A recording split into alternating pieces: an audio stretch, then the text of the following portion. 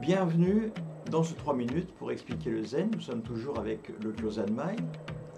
La phrase d'aujourd'hui nous dit « Son sens ne se trouve pas dans les mots.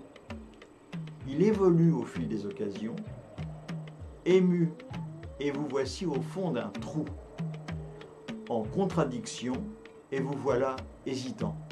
En proie au doute. » Nous parlons toujours ici de la conscience pure de la réalité du Bouddha. Le sens de cette conscience ne se trouve pas dans les mots. C'est le problème du langage. Les mots sont en dehors du champ de la conscience. La conscience n'est pas un langage. C'est un fait. Maître d'Ishimaru, qui a amené le zen en France, disait des muets, ils peuvent parler, expliquer de façon profonde leur conscience, leur esprit. Eh bien, dans le zen, nous aussi, nous exprimons beaucoup de choses à travers les gestes.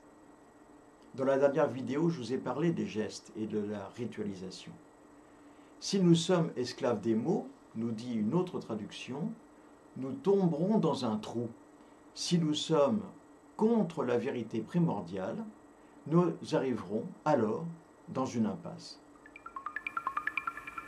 Le pratiquant qui manque de profondeur, en fait, ne va être touché que par les paroles du maître. Mais si le maître doute de son disciple, alors il ne pourra pas lui transmettre son éducation, et c'est la raison pour laquelle il est important d'avoir cette compréhension au-delà des mots. C'est aussi la signification de cette toute première phrase. L'enseignement selon Maître Tozan doit donc se faire au-delà du langage, au niveau de la conscience révélée et surtout de l'exemplarité. L'enseignement se fait donc au-delà du langage. Je vous ai parlé du blabla mental la dernière fois. Jean Jaurès, qui était très éloigné de notre pratique, eh bien lui-même disait « On n'enseigne pas ce que l'on sait, mais ce que l'on est. »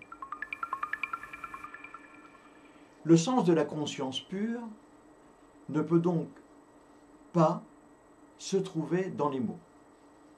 Il peut se découvrir à travers la pratique de notre zazen.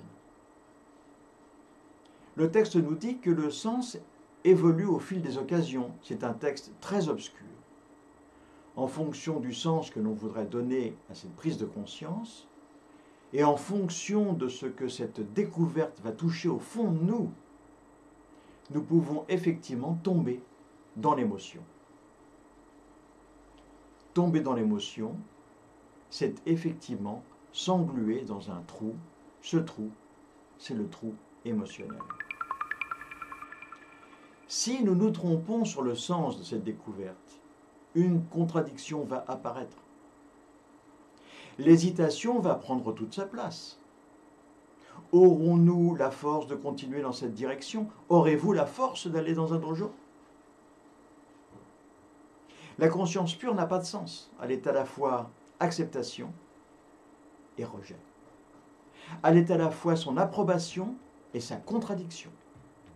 Une fois éliminée toute trace de langage, toute trace de pensée contradictoire, eh bien, c'est cette conscience pure qui va l'emporter sur la conscience ordinaire que vous utilisez chaque jour au quotidien dans votre vie ordinaire.